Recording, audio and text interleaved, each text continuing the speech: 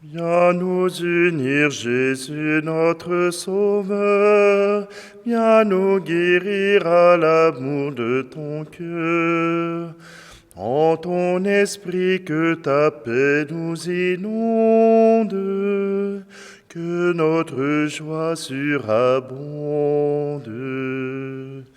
Qui vous reçoit me reçoit moi-même. Qui vous écoute m'écoute et je l'aime. Viens nous unir, Jésus notre Sauveur, viens nous guérir à l'amour de ton cœur. En ton esprit que ta paix nous inonde, que notre joie surabonde. Vos liens d'amour vont couvrir la terre, pour donner prise aux petits qui espèrent. Viens nous unir, Jésus notre Sauveur, viens nous guérir à l'amour de ton cœur. En ton esprit que ta paix nous inonde, que notre joie surabonde.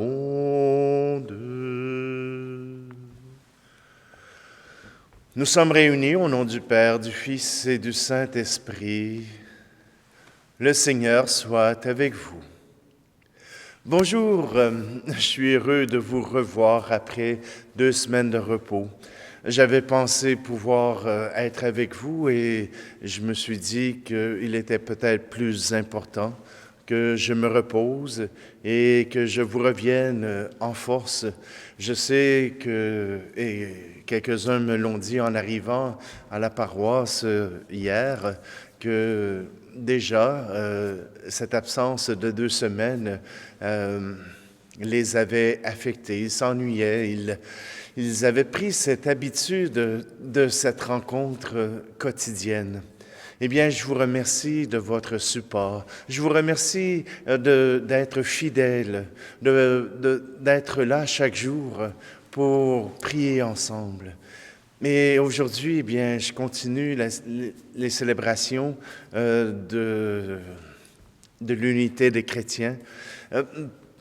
Pas particulièrement parce que ça me tient à cœur, mais je pense que c'est important qu'on prenne conscience de l'unité avec nos frères et sœurs dans la foi.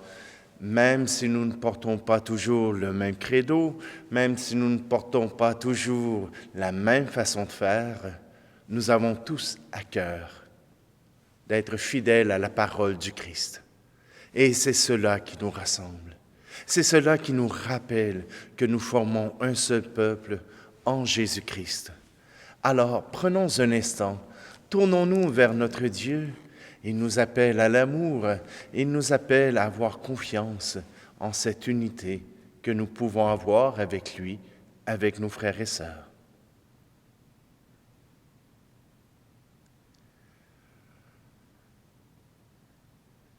Seigneur, prends pitié de nous. Ô Christ, prends pitié de nous. Seigneur, prends pitié de nous. Que Dieu Tout-Puissant nous fasse miséricorde, qu'il nous pardonne nos péchés et nous conduise à la vie éternelle. Amen. Prions. Seigneur Dieu, tu as uni des peuples divers dans la confession de ton nom. Donne-nous de vouloir ce que tu commandes et de pouvoir l'accomplir, afin que le peuple appelé à ton royaume ait au cœur la même foi et dans ses actes le même amour. Par Jésus-Christ, ton Fils, notre Seigneur, qui vit et règne avec toi dans l'unité du Saint-Esprit, Dieu pour les siècles des siècles. Amen. Lecture du deuxième livre de Samuel. En ces jours-là, toutes les tribus d'Israël vinrent trouver David à Hébron et lui dirent « Vois, Nous sommes de tes os et de ta chair. Dans le passé déjà, quand Saül était notre roi, c'est toi qui menais Israël en campagne et le ramenais. Et le Seigneur t'a dit, tu seras le berger d'Israël, mon peuple, tu seras le chef d'Israël. Ainsi, tous les anciens d'Israël vinrent trouver le roi à Hébron. Le roi David fit alliance avec eux à Hébron, devant le Seigneur. Ils donnèrent l'onction à David pour le faire roi sur Israël. Il avait 30 ans quand il devint roi, et il régna 40 ans. À Hébron, il régna sur Juda pendant 7 ans et demi. Et à Jérusalem, il régna 33 ans, à la fois sur Israël et sur Juda. Le roi avec ses hommes marcha sur Jérusalem contre les habitants de la région, les Jébuséens. On lui dit, tu n'entreras pas ici. Des aveugles et des boiteux suffiraient à te repousser. Autrement dit, David n'entrera pas ici. Mais David s'empara de la forteresse de Sion. C'est la cité de David. David devint de plus en plus puissant. Le Seigneur, Dieu des armées, était avec lui. Parole du Seigneur. Le psaume 88. Ton amour et ta fidélité sont avec lui, Seigneur. Autrefois, tu as parlé à tes amis. Dans une vision, tu leur as dit, « J'ai donné mon appui à un homme d'élite. J'ai choisi dans ce peuple un jeune homme. J'ai trouvé David, mon serviteur. Je l'ai sacré avec mon huile sainte, et ma main sera pour toujours avec lui. Mon bras fortifiera son courage. Mon amour et ma fidélité sont avec lui. Mon nom accroît sa vigueur. J'étendrai son pouvoir sur la mer et sa domination jusqu'au fleuve. Ton amour et ta fidélité sont avec lui, Seigneur. Alléluia, Alléluia, Alléluia, Alléluia. Notre Sauveur, le Christ Jésus, a détruit la mort. Il a fait resplendir la vie par l'Évangile. Alléluia, Alléluia, Alléluia, Alléluia. Le Seigneur soit avec vous. Évangile de Jésus-Christ selon saint Marc. En ce temps-là, les scribes qui étaient descendus de Jérusalem disaient, ce Jésus est possédé par Béelzéboul. C'est par le chef des démons qu'il expulse les démons. Les appelant près de lui, Jésus leur dit en parabole, « Comment Satan peut-il expulser Satan? Si un royaume est divisé contre lui-même, ce royaume ne peut pas tenir. Si les gens d'une même maison se divisent entre eux, ces gens ne pourront pas tenir. Si Satan s'est dressé contre lui-même, s'il est divisé, il ne peut pas tenir. C'en est fini de lui. Mais personne ne peut entrer dans la maison d'un homme fort et piller ses biens s'il ne l'a d'abord ligoté. Alors seulement il pillera sa maison. Amen, je vous le dis, tout sera pardonné aux enfants des hommes, leurs péchés et les blasphèmes qu'ils auront proférés. Mais si quelqu'un blasphème contre l'Esprit Saint, il n'aura jamais de pardon. Il est coupable d'un péché pour toujours. Jésus parla ainsi parce qu'ils avaient dit, il est possédé par un esprit impur. Acclamons la parole de Dieu. C'est par Béelzéboul qu'il expulse les démons. Jésus nous rappelle qu'un royaume divisé entre lui-même ne peut pas avoir d'avenir. Et si les chrétiens étaient ce royaume divisé, et si les chrétiens étaient cette Église qui n'accepte pas de vivre ensemble, qui n'accepte pas de suivre ensemble les mêmes choses. Voyez-vous, si nous avons besoin de prier pour l'unité des chrétiens, c'est que déjà il y a division. Or, Jésus vient de dire que même le démon ne fait pas ça, que même le démon ne divise pas, mais qu'au contraire, que ceux qui veulent unir vont travailler pour l'unité. Est-ce que tout sera parfait? Est-ce qu'il n'y aura pas de deuil à faire sur nos façons de faire, sur nos façons de penser? Absolument, il y aura des deuils. Mais nous aurons au moins l'unité. Nous pourrons travailler ensemble. Même dans les paroisses, même dans les églises, il y a de ces divisions.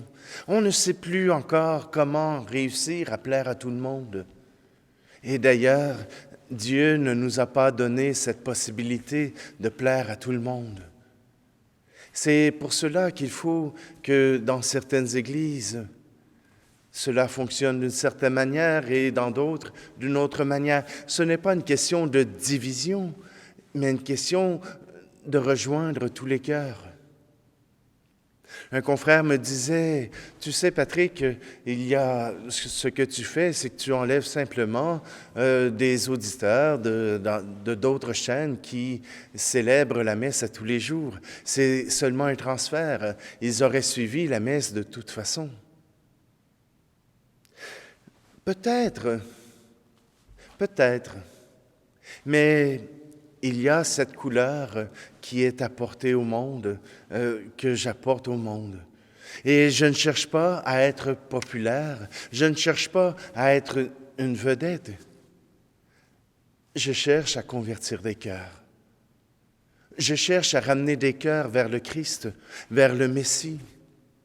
Et peu m'importe les moyens que je prendrai, qui seront toujours en fidélité avec mon Seigneur et avec ton Seigneur, mais simplement que, à travers l'évangélisation que je fais, à travers ces Eucharisties, à travers ces commentaires, à travers les différentes chaînes que j'utilise, c'est tout simplement pour rendre gloire à Dieu, pour rendre notre Dieu visible et pour que cet esprit dont Jésus nous dit que si nous blasphémons contre l'esprit, contre l'amour de Dieu, alors il ne sera pas de pardon. L'amour de Dieu, voilà ce qui est essentiel dans le discours d'évangélisation, qui est essentiel pour nous réunir. Oui, cela ne sera pas toujours à notre goût, comme on voudrait le faire. Mais nous avons besoin de faire des ententes pour que tout le monde puisse y trouver un peu de sa place dans notre Église, dans notre culte, dans notre prière envers notre Dieu et notre Sauveur. Alors oui, nous poursuivons notre chemin pour avoir cette unité, car c'est elle qui est la vraie évangélisatrice dans notre monde d'aujourd'hui.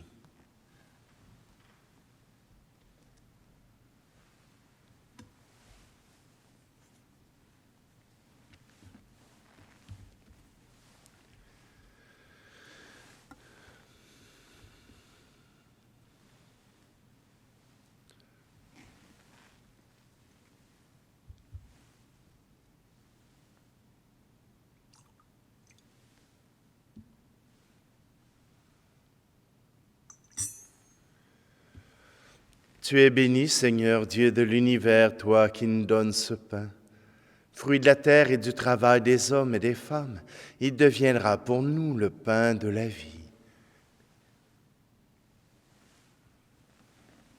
Tu es béni, Seigneur, Dieu de l'univers, toi qui nous donnes ce vin, fruit de la vigne et du travail des hommes et des femmes, il deviendra pour nous le vin du royaume éternel.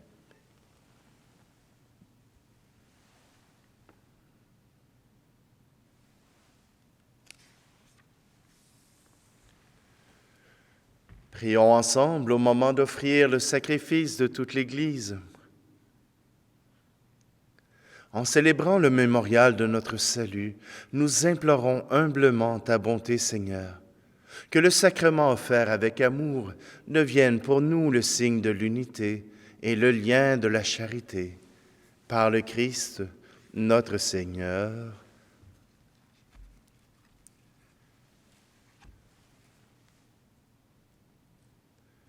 Je vais reprendre la prière pour l'unité de l'Église. Le Seigneur soit avec vous. Élevons notre cœur. Rendons grâce au Seigneur notre Dieu. Vraiment, il est juste et bon de te rendre grâce, de chanter une hymne à ta louange et à ta gloire, Seigneur, Père d'infinie bonté. À la parole de ton Fils annonçant l'Évangile, tu as rassemblé ton Église de toutes langues, peuples et nations, et tu ne cesses de la vivifier par la force de ton Esprit, pour faire grandir jour après jour l'unité du genre humain.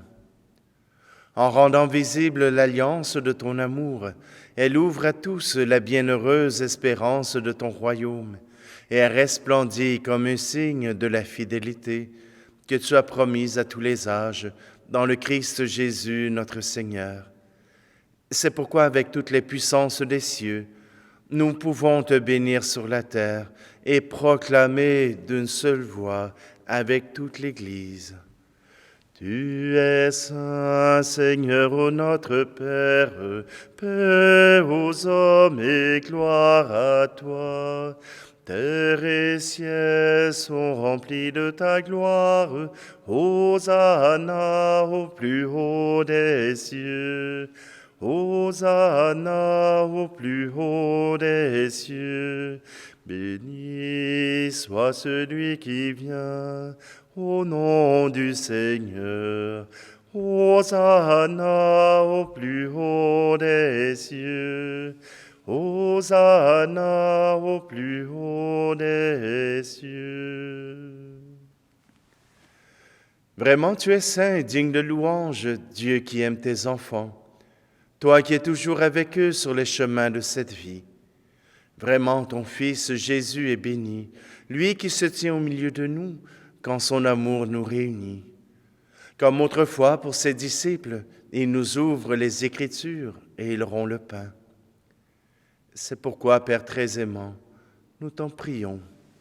Envoie ton Esprit Saint, afin qu'il sanctifie nos offrandes, que ce pain et ce vin deviennent pour nous le corps et le sang de notre Seigneur Jésus le Christ. La veille de sa passion, la nuit de la dernière cène, il prit le pain. Il dit la bénédiction, le rompit et le donna à ses disciples en disant « Prenez et mangez-en tous. Ceci est mon corps livré pour vous. »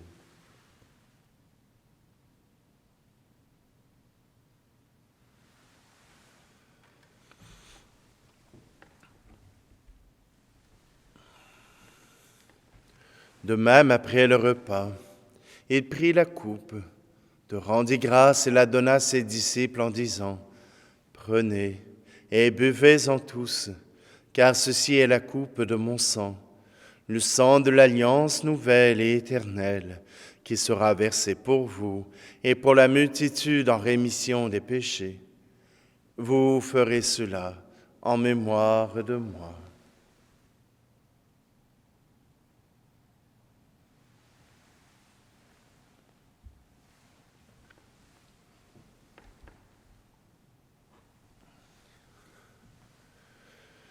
Jésus est mort, Jésus est vivant, Jésus reviendra.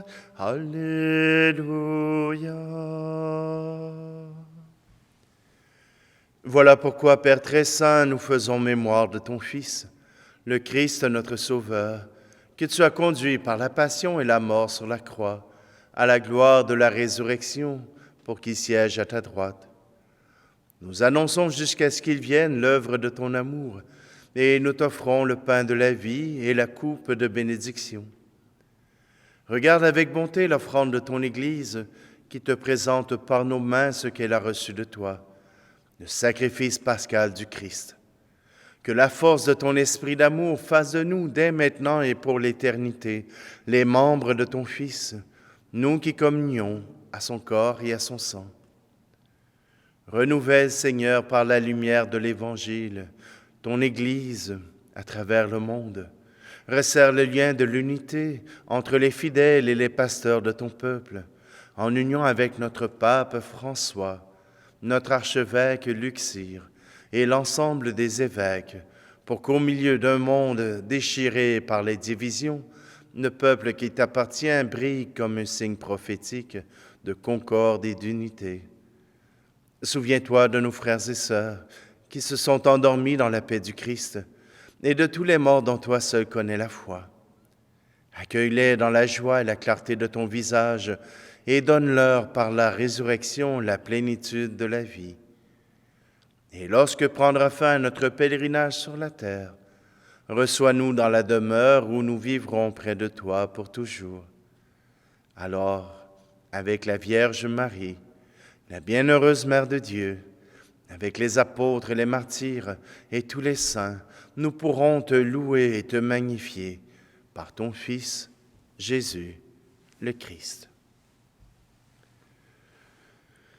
Par lui, avec lui et en lui, à toi, Dieu le Père Tout-Puissant, dans l'unité du Saint-Esprit, tout honneur et toute gloire pour les siècles des siècles. Amen.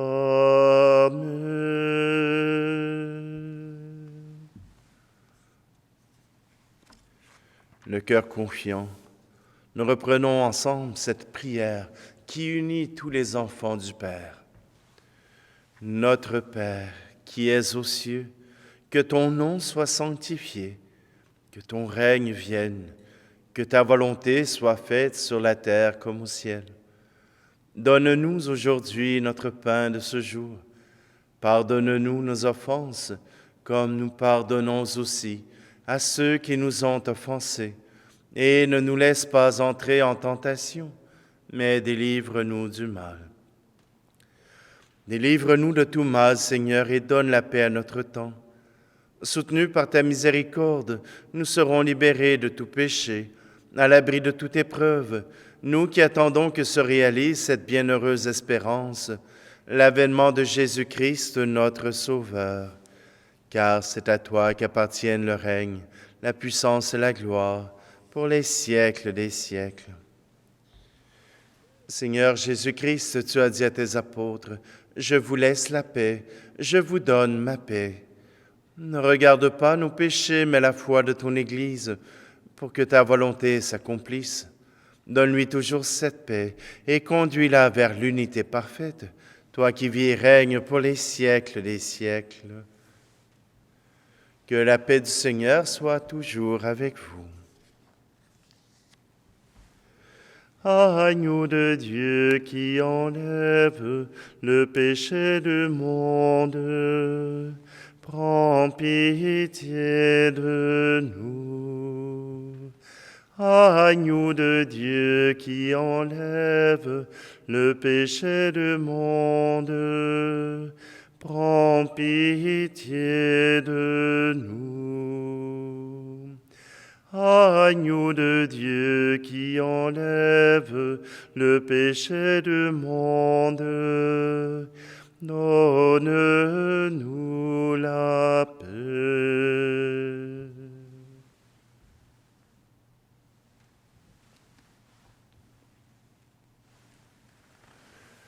Voici l'agneau de Dieu, voici celui qui enlève le péché du monde. Heureux, heureuses les invités au repas des noces de l'agneau. Seigneur, je ne suis pas digne de te recevoir, mais dis seulement une parole et je serai guéri.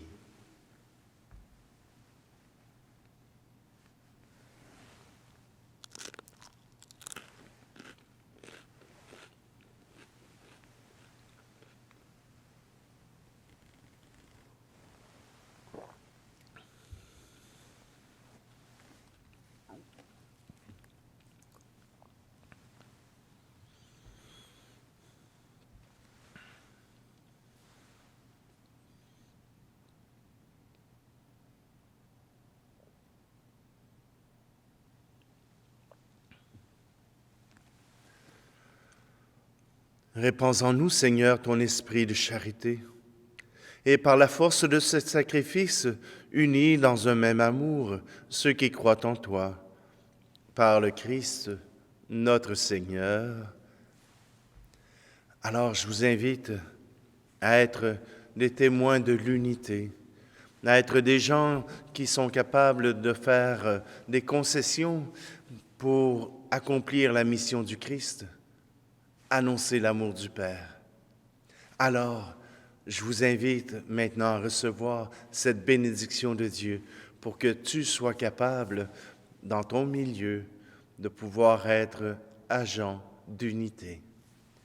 Le Seigneur soit avec vous et que Dieu Tout-Puissant vous bénisse, lui qui est Père, Fils et Esprit Saint. Allez dans la paix et la joie du Christ. Viens nous unir, Jésus, notre Sauveur. Viens nous guérir à l'amour de ton cœur. En ton esprit que ta paix nous inonde, que notre joie surabonde. Prenez le pain car la table est prête. Prenez le vin dans la joie de la fête. Viens nous unir, Jésus, notre Sauveur. Viens nous guérir à l'amour de ton cœur. En ton esprit que ta paix nous inonde, que notre joie surabonde. Votre louange réjouit ma mère. En son amour je vous mène à mon Père. Viens nous unir, Jésus, notre Sauveur. Viens nous guérir à l'amour de ton cœur. En ton esprit que ta paix nous inonde, que notre joie surabonde.